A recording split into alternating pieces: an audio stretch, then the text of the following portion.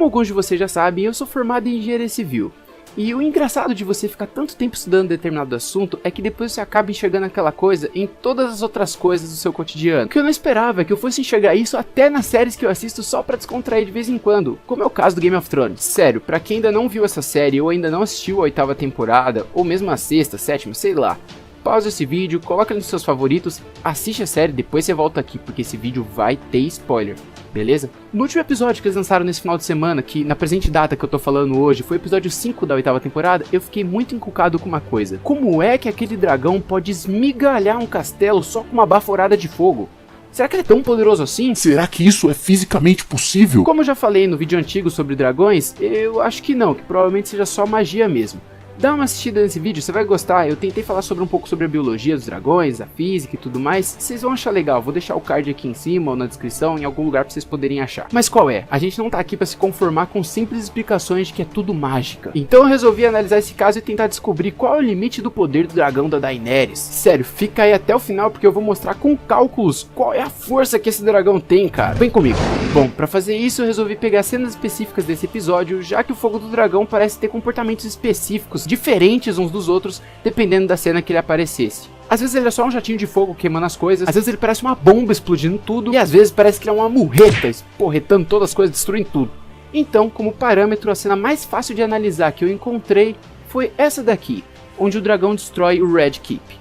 Bom, nessa cena em específico a gente consegue ter duas impressões. A primeira é de que o fogo parece desfazer a parede, tipo, derrete ela por completo. A segunda é de que o fogo parece uma lâmina cortando a torre, sabe, tipo uma katana cortando bambu. Certo, pra gente fazer os cálculos, a primeira coisa que eu vou levar em consideração é a resistência que aquela estrutura possui. Porque a gente só consegue descobrir o real poder que o dragão tem se baseando naquilo que ele consegue destruir. Para isso eu vou ter que descobrir de que material ela é feita, e pra gente descobrir o tipo de material a gente vai ter que descobrir primeiro o tipo de construção que ela é. E o mais próximo que a gente tem no mundo real são as construções dos castelos antigos e das catedrais. Pelo que a gente sabe da história de Game of Thrones, o Red Keep é muito antigo, ele já passou por muitas batalhas, mas a gente não pode considerar os castelos mais antigos da história porque eles eram feitos de madeira, não eram tão luxuosos, e a gente sabe que isso não tem nada a ver com o Red Keep. O Red Keep é um negócio bem louco! A gente passa a ter castelos construídos em blocos mais ou menos a partir do século 6, e nessa época a gente tinha 3 métodos construtivos principais. O primeiro deles, que era o adobe, o segundo deles, que eram os tijolos cerâmicos, e o terceiro deles, que era a cantaria. Cantaria, não é cantoria. O adobe é um bloquinho feito de barro. Esse bloquinho ficava secando num lugar escuro até ele atingir ali um certo ponto e depois era levado para o sol para secar o resto no sol. Assim ele adquiria aí uma certa resistência. O problema do adobe é que o adobe não tem uma alta durabilidade, e se o Red Keep é realmente um castelo muito antigo, então provavelmente ele não era feito de adobe. Fora que adobe era uma coisa mais popular, não era uma coisa tão... O tijolo cerâmico, por outro lado, possui uma resistência e durabilidade que se assemelha das pedras. E a gente tem certeza que ele foi usado ali para construir Red Keep, porque na cena que a Cersei e o Jaime tentam fugir pelo subterrâneo, a gente vê vários tijolinhos construindo aqueles arcos do subterrâneo. Além disso, a passagem que eles iam passar tá toda bloqueada com um monte de bloquinhos de tijolo cerâmico. Mas eu não vou analisar esse tipo de estrutura, porque eu não quero. Porque na real a gente vai usar aquela cena do dragão destruindo a torre do castelo, que eu acho muito mais interessante, já que a gente está analisando o fogo do dragão e não a estrutura caindo em cima da Cersei ou do Jaime. Já a cantaria, para quem não sabe, é o método construtivo onde a gente pega pedra e coloca sobre pedra. A gente corta ela direitinho e encaixa uma em cima da outra, não necessariamente tendo que usar qualquer tipo de argamassa, cimento, barro, qualquer coisa assim para grudar as pedras. A gente só encaixa, sacou? É como se uma pedra segurasse a outra, é como se fosse um Lego, entendeu? É só usando força da gravidade e força de atrito para se manter. E para você que tá duvidando que aquelas pedras são só apoiadas umas em cima das outras, a gente consegue confirmar isso com uma das cenas do episódio, onde o perdigueiro empurra uma montanha e os dois derrubam a parede que tá atrás deles. Ali dá pra ver claramente que não tinha nada segurando uma pedra na outra, elas só estavam encaixadas umas às outras. E aí todo mundo cai, morre, pega fogo e é isso aí. Beleza, a gente definiu o método construtivo, agora a gente precisa saber como a gente vai destruir esse tipo de estrutura. Bom, olhando ali por esse tipo de estrutura que é feita de pedra, tem 3 jeitos da gente destruir ela. O primeiro é a gente arrastar os blocos, tirar eles das posições deles e eles começarem a cair. O segundo é derreter esses blocos. E o terceiro método é romper eles, tipo esmigalhar as pedras. E para encontrar qualquer uma dessas situações, a gente precisa descobrir qual é a resistência desse material. Então, para a gente descobrir a resistência, a gente vai ter que definir qual material a gente vai usar. Definir com que tipo de rocha ele é feito. Eu decidi adotar como se eles fossem feitos de granito, que é uma rocha bem fácil de ser encontrada e que foi muito utilizada junto com o mármore aí nas construções antigas. E também porque eu quis. E assim, gente, eu não vou conseguir calcular aquela primeira hipótese que a gente tinha falado de simplesmente arrastar as pedras e deixar que a estrutura colapse sozinha. Porque para isso eu ia ter que ter o coeficiente de atrito dessa pedra, e para conseguir esse coeficiente de atrito eu ia ter que fazer experimentos por conta própria. E eu não tenho nenhuma pedra de granito e nem os materiais necessários para fazer esse tipo de experimento aqui em casa. Então, eu vou considerar somente aquelas hipóteses de derreter a pedra ou esmigalhar elas. Para a primeira hipótese, a gente tem que se lembrar que as pedras são materiais incombustíveis, ou seja, elas não facilitam a propagação de calor. Para derreter aquelas pedras não adianta nada você ficar esquentando elas, cozinhando, esperando que elas se desfizessem. Para isso você ia ter que atingir o ponto de fusão delas, que é a temperatura onde elas começam a derreter e ficar líquidas. E é agora que entra coisa doida, cara, porque o dragão derrete as pedras em menos de 1 segundo. 1 segundo! O que significa que o fogo dele é tão forte que ele teria pelo menos aí umas 2 vezes essa temperatura necessária para derreter essas pedras. Porque, gente, derreter uma pedra em 1 segundo é muito rápido. A temperatura de fusão do granito tá ali entre 1215 e 1260, o que vai depender um pouco da composição que aquela pedra de granito é feita. Eu disse que pode ser 1260. Só para vocês terem uma noção, no nosso dia a dia, aquele forno de pizza, sabe aquele que é um forno a lenha, só chega em 300 graus Celsius. O mais próximo que a gente tem disso seria a temperatura da lava saindo de um vulcão, ou seja, pedra já derretida, que é de 1160. Talvez nem um vulcão derreteria essas rochas de forma tão rápida. Se o fogo do dragão é tão poderoso a ponto de derreter as pedras em menos de 1 segundo, uma pedra que já tem um ponto de fusão alto, significa que talvez a temperatura do fogo dele chegue até uns 2500 graus Celsius. Para vocês terem uma noção, galera, a superfície do Sol chega a 5500 graus Celsius. A gente está falando de 2.500, já é quase a metade. E uma outra estrela chamada Alpha Orionis chega a 3.500 graus Celsius na superfície. Cara, o fogo do dragão tem uns 2.500, já é quase a temperatura de uma estrela. É como se tivesse o sol dentro da boca daquele dragão. Sério, não tem explicação para aquele dragão não ter se queimado ainda com o próprio bafo. Além disso, outra coisa que reforça esse fato do fogo do dragão não poder ser assim tão quente como é mostrado naquela cena, é de que o dragão já tentou queimar o John e ele se escondeu atrás de uma das pedras. E aquela pedra não derreteu. Tá bom, você pode até falar que era o dragão do Rei da Noite, o capiroto lá do gelo. Mas cara, a gente tá falando do mesmo dragão que destruiu a muralha. Então eles deviam ter ali um mesmo parâmetro de força, né? Mas ok então, se o quesito aqui não é mais a temperatura, se a gente viu que isso é meio que impossível de acontecer, então vamos para nossa outra hipótese. Será que uma simples baforada pode cortar uma rocha no meio? Analisando corpos de prova de pedra, de granito, a gente já chegou ali que a resistência à compressão dessas pedras fica entre uns 120 e 150 megapascal.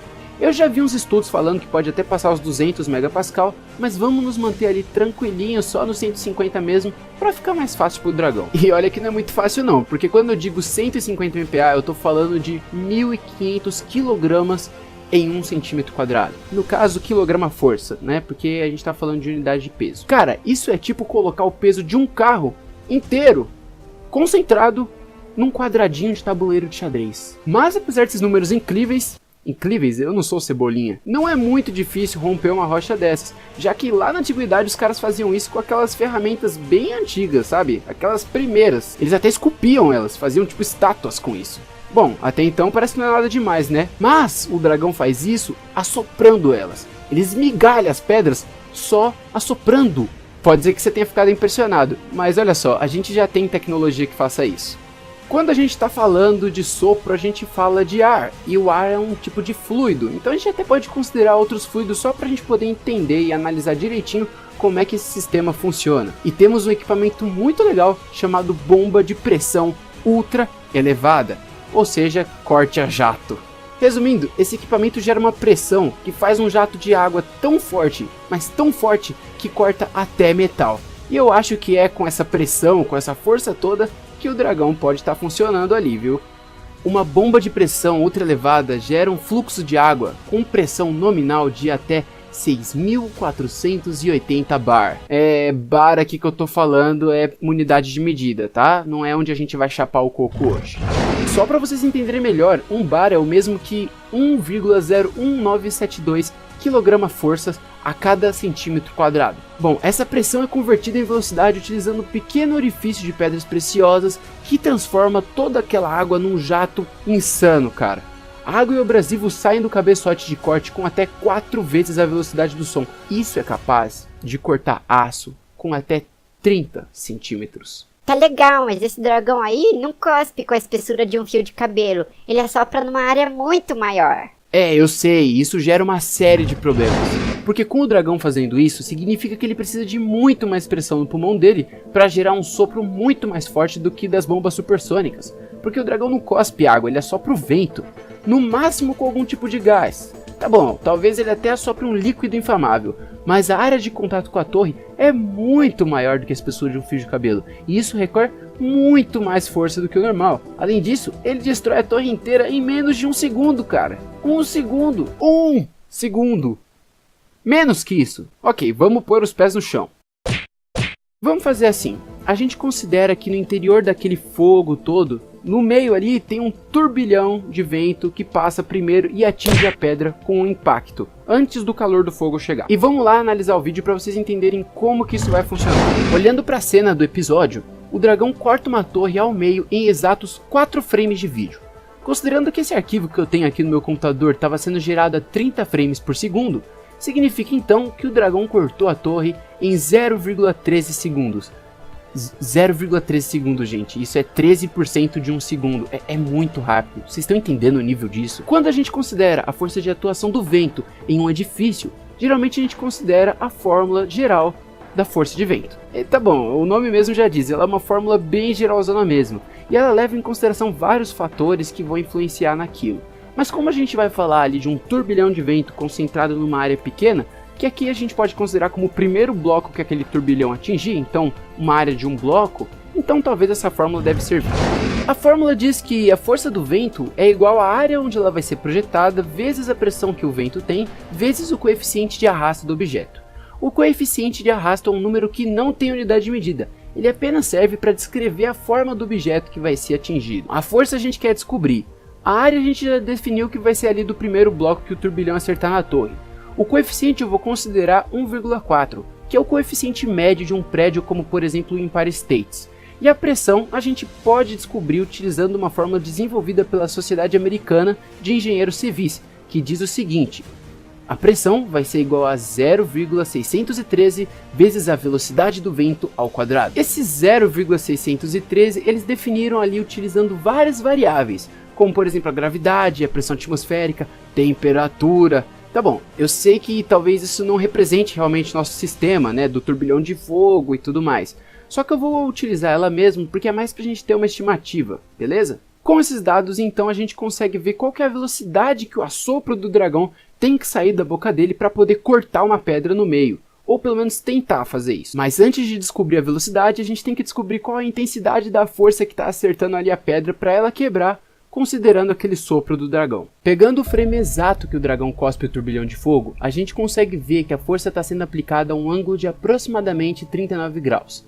Dividindo essas forças em x e y, nós teremos uma força horizontal, que é a responsável ali por deslocar as pedras de lugar, e uma outra força vertical, que vai comprimir as pedras. A gente vai usar essa segunda força, a vertical, porque a horizontal a gente não tem força de atrito, não tem coeficiente de atrito, eu já expliquei isso para vocês, né? As duas forças juntas, essa vertical e essa horizontal, vão gerar o que a gente chama de força cisalhante, né? Vai ser a nossa força original, que é o que a gente está tentando descobrir. Usando a decomposição de forças em vetores, a gente tem que a força em y vai ser igual ao seno de 39 graus, vezes a força cisalhante, que é a força que a gente quer descobrir. Organizando essa equação, a gente vai ter que a força cisalhante é igual a força em y dividido por 0,63, que é o seno de 39 graus. Antes da gente continuar com essa continha, vamos voltar um pouco atrás.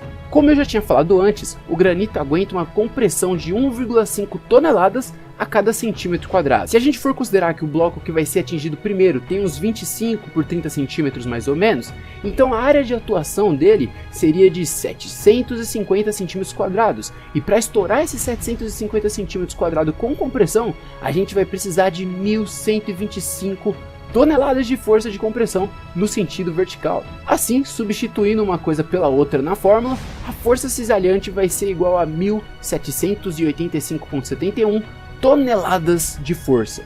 Bom, voltando para aquela fórmula então, a força que eu vou arredondar aqui para 1.790 toneladas vai ser igual à área de 0,075, que agora está em metros quadrados, vezes 1,4, que é o coeficiente de arrasto que eu determinei, vezes a pressão do vento, que é dada pelaquela outra fórmula que eu já falei. Assim, nós temos que a velocidade do turbilhão de vento teria que ser de 5.273,53 metros por segundo, que, gente, é o equivalente a 18.984,71 km por hora. Quase 19.000 km por hora! Só para vocês terem uma noção, a velocidade do som é de 1.234,8 km por hora. Então a baforada desse dragão teria que ter 15 vezes a velocidade do som. Se eu falasse alguma coisa para você, a baforada do dragão ia chegar antes da minha voz chegar no seu ouvido.